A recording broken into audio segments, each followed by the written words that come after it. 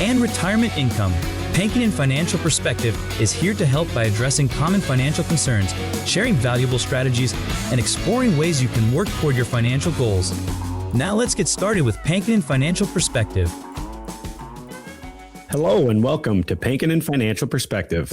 My name is Ashton Pankin from Pankin Financial Group. If you'd like more information about what you hear during our show today, give us a call at 952-873-2703 or visit us online at pankinfinancial.com. That's PANKONIN financial.com. And while at my website, click on the radio page to check out past shows and to subscribe to our program on Apple Podcasts, Spotify, or Amazon Music. Also, while at my page, click the link at the top to get the latest retirement guide. Today, we're talking about emergency funds, which are something every household needs, but a surprising number don't have. In today's economic climate, this conversation feels timelier than ever. We're going to use a U.S. News World and Report article titled, "How Much Should You Save in an Emergency Fund? Here's what financial experts say." It covers why these funds matter, how to size them correctly for your situation, and where to actually keep the money. And I'm delighted to have my co-host, Tony Shore, back with me today. Woohoo, great to be here today. Yes. I'll tell you that. We're coming off a big holiday weekend last week, right? Yeah, 250 years. That's a big one. 250 years celebrating our country, the birth of our country, the signing of the Declaration of Independence, and the 4th of July. It was a good one. It was. What did you do? Yeah, we didn't have a lot planned. And then we always talk about on this show, it's great to have a friend that owns a boat and not actually own the boat yourself. Right. A good friend of mine. You don't need to own a boat. You just need a friend who owns a boat. Yeah, a good friend of mine, actually an avid listener. So I'm going to give him a shout out, Trevor Balloon. So he has a boat and he invited us out on the lake and we went down to Lake Madison. Nice. Yeah, and we had a nice day on the boat. The kids jumped off, I don't know, probably 100, 200 times a piece and swam back up the ladder. And we just kind of hung out on the lake. And how about you? Did you jump off a few times? I did. Yeah. A few times, even got on the tube behind the boat. Oh, you did? You did? It was pretty cute. I had my 8-year-old Wesley and then my 3-year-old Sydney on there with me as well. And you're kidding. The 3-year-old too. Yeah. They were both a little scared at first and then they had fun. And then, she wanted to get off, so we let her off. And then we went a little harder when it was just me and him on there. And he fell off, and I jumped off when he fell off. And I could see the panic in his eyes. He was looking around to see, if I'm still there with him or whatever. And but it was a fun time. Good. Well, it sounds like you guys had a great time. Yeah. How about you, Tony? Yeah, I ate both a burger and a brat in one sitting, so it's I think that's a successful 4th. There you go. Yeah, we grilled. We just stuck around home. Went up to a place called Big Rock Creek. A huge storm rolled in right about the time, about 7:30 or 8. Lightning, thunder, everybody panicked, and it downpoured. And I mean, for like 45 minutes, just poured rain. Yeah.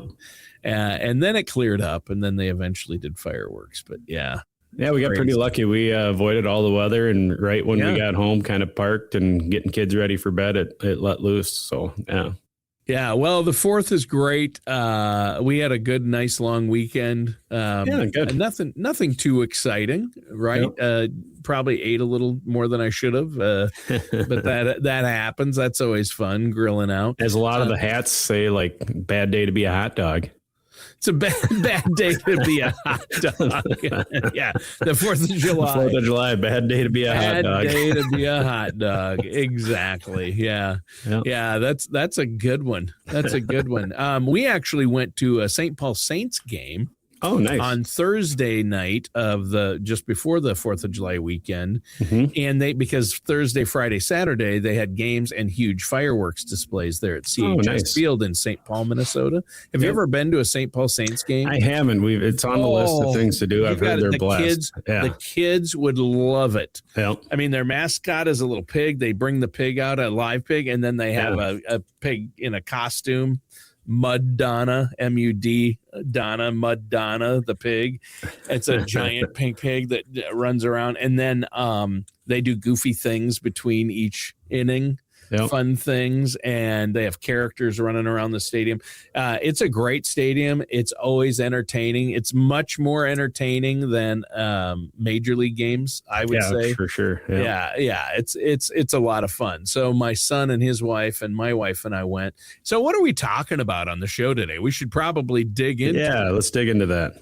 Yeah, we're talking about, again, that emergency fund. That's a conversation that's really relevant now. Right. There's the article that I referred to paints a pretty clear picture. There's a survey that was conducted and cited in the article, found that 47% of American adults believe economic conditions are poor, and 73% say they're getting worse. So these are significant numbers. They reflect something a lot of people are feeling in their everyday lives. On top of that, inflation is running at an elevated level. The article references that in April 2026, the Consumer Price Index that showed all items rose 3.8% over the last 12 months. Gas prices have surged more than 21% from February to March alone. And that's kind of a jarring number for anyone who drives to work. And then if we look at food away from home, like restaurants and takeout, that was up 3.6% year over year. And so again, you just want to be weary of that. Inflation is kind of on the rise there a little bit. Yeah. The article also notes kind of unease about artificial intelligence, adding another layer of economic anxiety. A lot of companies are starting to adopt AI. And then some of these employees are worried about job elimination within the next 5 years, according to a poll. And so whether that concern ultimately plays out in the timeline is an open question yet, but the anxiety itself is real. And it's one more reason having financial cushion feels especially important right now. Yeah. Oh, it is. It does. It feels like there's a lot going on, and the media talks about these things, and these things are legit. Yeah. But consumer spending has been fairly consistent and up, but that's probably partly because things cost so much more, right? Yeah. But corporate earnings are up, and the markets have been doing okay, but there was volatility at the beginning of the year. And when you layer it all together, inflation, job uncertainty, higher costs, the Iran conflict, it highlights how vulnerable people can be without savings to fall back on. If you don't have a fund built up, you're going to worry about these things. What do the numbers actually show about where Americans stand on this right now? Yeah, the numbers are really concerning on this. While there's some good news in there, when you dig in, the picture can get a lot less reassuring. On a positive side, the article cites 78% of Americans say they have some cash set aside in savings or emergency fund. And that sounds encouraging, but the follow-up question that really matters is how much. Only 24% of those surveyed have 3 to 6 months of essential living expenses, which is what most advisors consider the standard target. 20% have less than 3 months worth, and 22% have no emergency savings at all. And then there was another survey done that found that 43% of Americans don't have $1,000 readily available, and 1/3 say they couldn't cover a single month of living expenses with their savings, and many others can't cover the more than 3 months there. So again, while most people have something saved, a large portion of the population is one car repair, one medical bill, or one expected job loss away from genuine financial crisis. That unpredictability piece is what really matters here. We like to think we can see disruptions coming, but reality is that we often can't. A job loss rarely arrives with much warning. Medical emergency, by definition, isn't scheduled. Major appliance breakdown, roof needing repairs, or a car that needs unexpected work are all things that can happen, and they tend to happen at the least convenient moments. And so again, that's why the article kind of frames an emergency fund not just as a savings goal, but as a protective measure. When you have that cushion in place, you're able to navigate those moments without going into debt and derailing everything else you've worked so hard toward. And the peace of mind has real value beyond just those dollars that are in that account. Yeah. Well, and let's dig into the math of it. Personally, I was told there would be no math. That's why you're here, Ashton.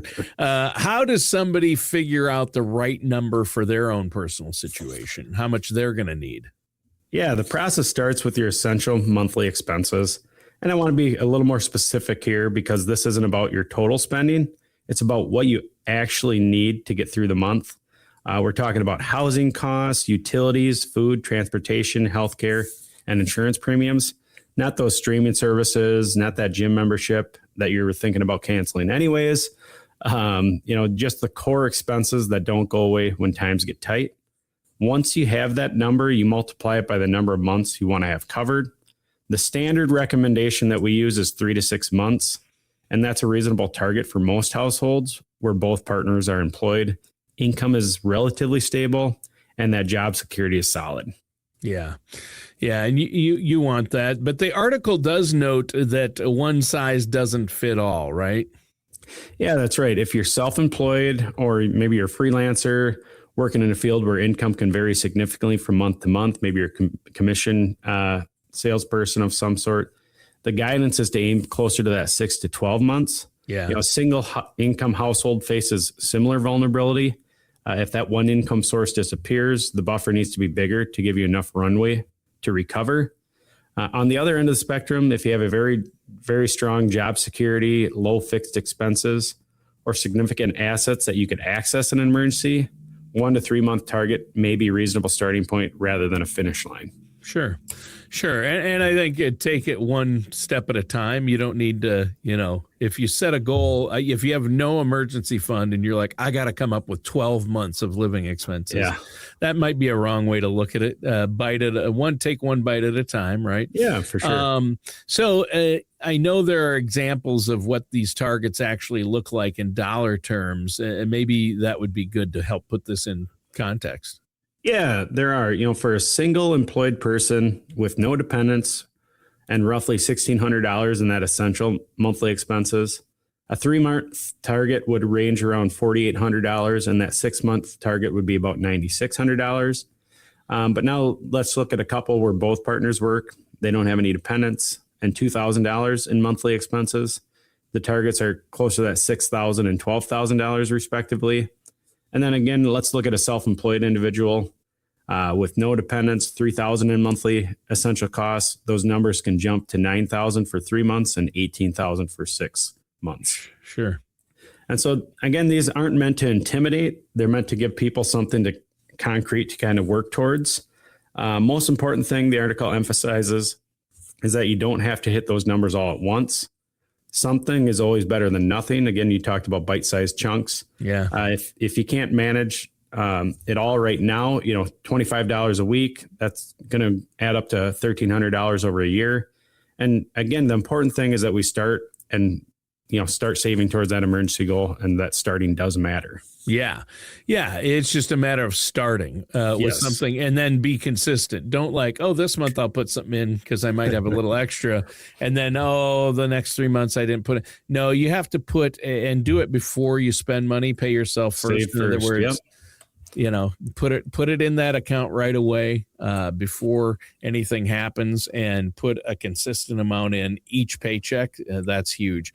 Now, before we go any further, if our listeners have questions about what might be right for them or want an overall financial plan or retirement income plan or investment plan, how can they get a hold of you for that consultation or to ask questions? Yeah, again, if today's conversation makes you think about where you stand financially, whether you have the right cushion in place, how your savings fit into the broader plan, give our office a call, 952-873-2703. Again, that number is 952-873-2703.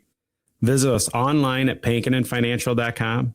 That's PANKONIN financial.com to set up a complimentary consultation. We're here to help you think through exactly these kinds of questions. All right. Well, and I think that's right. And I know you love to hear from our listeners out there. So let's dig into the saving strategies. There are strategies for saving that can help with this. And I'm looking forward to some of these tips from you. I know you've helped a lot of people with this. I mean, knowing the target is one thing, and we've talked about that a bit, but actually building toward it is another. What are some saving strategies? Yeah, the article makes an important point here that I think surprises people. You can save even when money is tight. It may not feel like it, but the strategy shifts based on what you have to work with. When income is strong, that trap of lifestyle creep can come into play. It's human nature to spend up to whatever your income is. And in good times, you have to be intentional. Don't wait to see what's left over at the end of the month. Automate that savings at the beginning.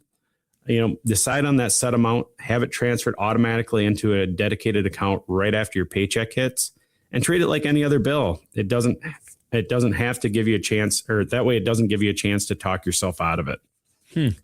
And when money is tighter, the approach becomes different, doesn't it? Or should be different. Yeah, it is different. Start by building that realistic budget. Look at your net income, subtract the fixed costs out of it, and negotiate like housing, utilities, transportation, and then examine that discretionary spending. The article is candid that there's almost always some fluff to cut, at least temporarily.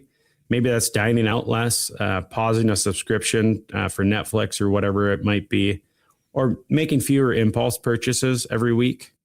Even those small amounts can start to add up. The article again cites an example of putting away $25 a week when money is tight. That might feel pretty trivial, but again, that can add up to $1,300 a year, and it builds the habit of saving, which probably matters just as much as the balance. Yeah. Well, I'm sure it does. And that automation piece, that is key, at least for me. Mm-hmm. And that's the key, I think, for listeners out there to make it stick. Automate it. Yes. So when the money hits my account each, I get paid on a certain day, I have it set that so much transfers into a special emergency fund savings account. Yes. Or a high yield savings account. Set that up. Don't let it sit in your checking account, because if you're like my wife and I, everything that goes into the general fund, which is what I call our checking account, poof, it's gone. Yeah, and sure. It's gone. Hey, we got a refund check. I put that in our checking, and it's gone. And it's gone. Hey, let's go to Target, and it's gone. Right? So you want to save before that. Don't wait until the end of the month, and automate it. So what other strategies do you want to talk about? Yeah, there's a few worth highlighting. One is the article calls maybe having a savings buddy is what they call it. Sure. Which is simply someone in your circle who is also working towards that savings goal, and where you can kind of share strategies, talk through some obstacles, and just have that accountability. Yeah. It sounds simple, but having someone else invested in your progress can make the change dynamic. Yep. Another tip is to monitor your fund quarterly rather than constantly. If you're watching that balance in daily increments, or, it can increase in those small daily increments, it can kind of feel a little discouraging. But again, checking once a quarter lets you see a meaningful growth and maybe helps you stay a little more motivated. Yeah. Yeah. And I know that you've mentioned before giving your emergency fund a bit of a jump start with maybe a temporary income source, right? Yeah, that's one thing you can do. It might mean a short-term side gig like delivery work, freelancing, or dog walking, and committing all those early earnings that you get from that to an emergency account until you hit a threshold. The idea is to treat it as a limited time kind of push, not a permanent lifestyle change for you. Another thing to note is that when you get a bonus, that tax refund, unexpected money, don't spend all of it. Maybe split it, have some fun with part of it, but send the rest straight to that emergency fund. You won't miss the money you didn't have to begin with. Yeah. There you go. And that's all good practical guidance. I appreciate that, Ashton. Yeah. So let's talk about where this money should actually live, because this is where people slip up. It sounds like having it in the wrong account could cost you, and it's money you need access to. So it has to be somewhat liquid, but yet it would be nice probably to make a little interest. For sure. Yeah, and there's a couple different ways.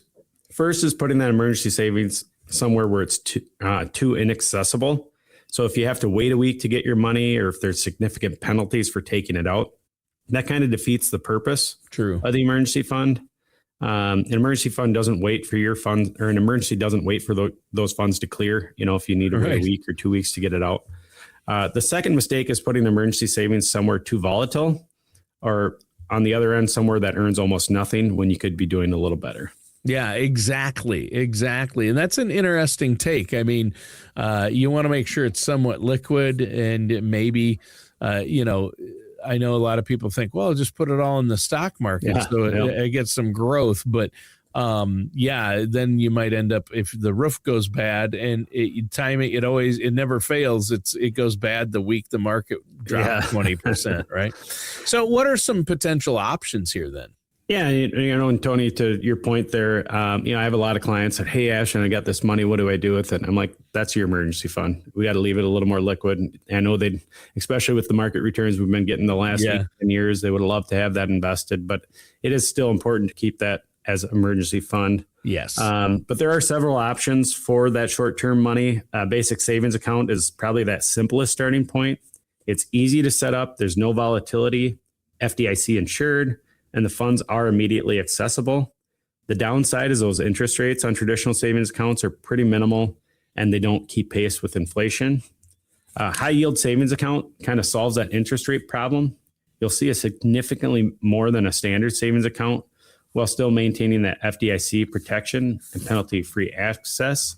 The downside there is that transfers can take 1 to 3 business days, so it's not quite as instant as like a checking or savings account. But for most emergencies, a couple of days is going to be workable. A money market is another solid option. It definitely offers better rates than regular savings, but it sometimes doesn't carry that FDIC insurance. And so again, some of those accounts also limit the number of transactions per month. So again, it's worth checking the terms of those accounts. Yeah. Yeah, that's true. So I like that. What about some of the options that lean a little more toward the investment side? Yeah, the article does cover those, and there are a few worth knowing a little bit more about with some important caveats. Money market mutual funds, which are different from the bank money market accounts, they do offer competitive rates and are generally very safe. Again, they're not FDIC insured though, and like any fund, the interest rate can drop, and the Fed can cut the rates. Or when the Fed drops the rates, those rates can drop. Sure. Short-term treasury bills are another one. They're backed by the U.S. government, carry very low risk, and typically pay more than a traditional savings account. The downside is it can take a few days to sell them. And if you sell before maturity, you could lose money on those. Mm-hmm.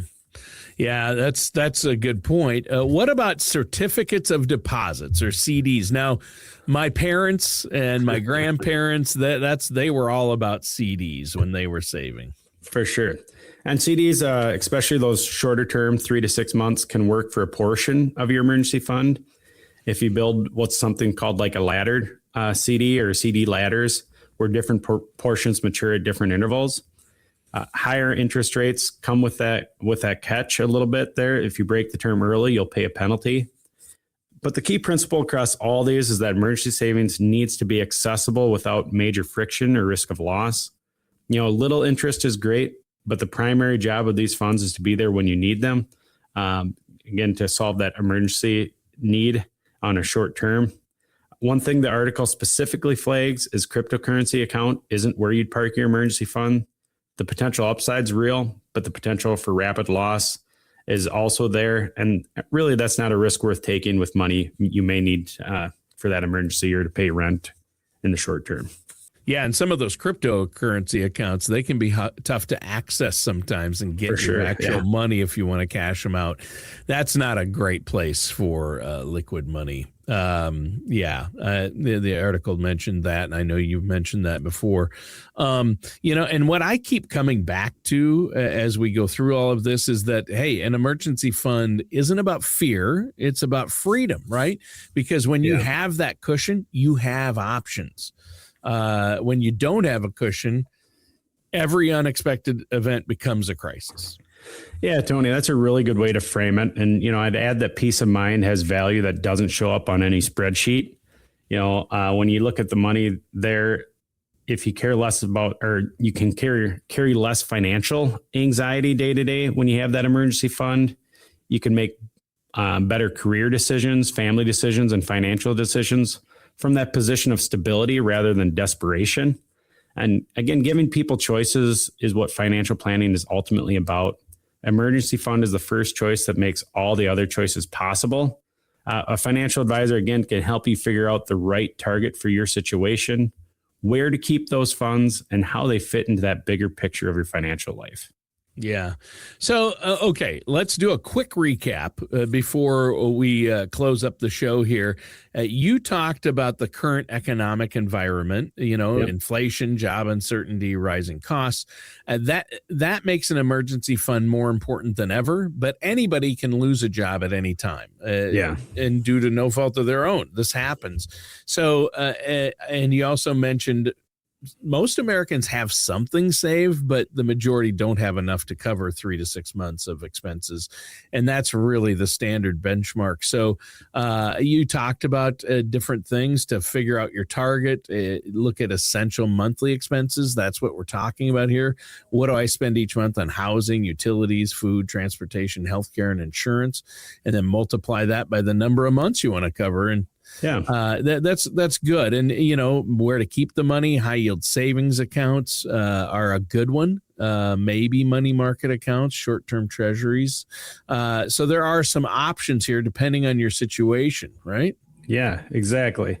And again, the money should be accessible, protected from some significant loss, and then separate from that everyday checking account. Because as you mentioned, that general fund is a little easier to spend than that designated emergency fund.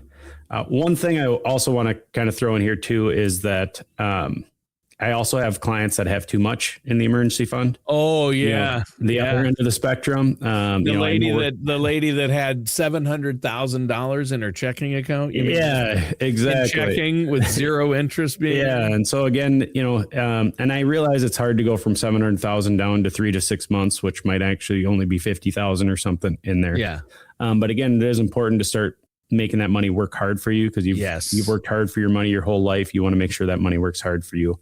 Yeah, that's a common mistake too. Some people have too much. And I know in this article or this show, we've really focused on, not having enough in the emergency fund, but there's both ends of it there. But the bottom line is simply this. If you don't have an emergency fund in place, starting today, even with a small amount, is better than waiting for the perfect moment, because the perfect moment usually is right before the unexpected happens. And by then it's too late. So again, if you want to talk through where you stand, how your emergency fund fits into your overall financial picture, give us a call, 952-873-2703. Again, that number is 952-873-2703, or visit us online at pankininfinancial.com. That's PANKONIN financial.com to schedule a complimentary consultation. We'd love to help. All right. Sounds great. And listeners, that does it for today's episode of the Pankinen Financial Perspective with our host, Ashton Pankinen. Thank you for joining us for Pankinen Financial Perspective. Don't head into retirement without a plan for both your finances and your health. For more information, contact Ashton Pankinen at Pankinen Financial Group at 952-873-2703 or visit pankininfinancialgroup.com. Join us again soon for another episode of Pankinen Financial Perspective. Advisory services are offered by Ashton Pankinen LLC DBA Pankinen Financial Group, an investment advisor in the state of Minnesota. All matters discussed during the show are for informational purposes only. Each individual situation may vary, and the opinions expressed here may not apply to everyone. Materials presented are believed to be from reliable sources, and no representations can be made as to its accuracy. All ideas and information should be discussed in detail with one of our qualified representatives prior to implementation. We are not affiliated with or endorsed by the Social Security Administration, the Federal Medicare Program, or any other government agency. Calling this number will direct you to a licensed sales agent.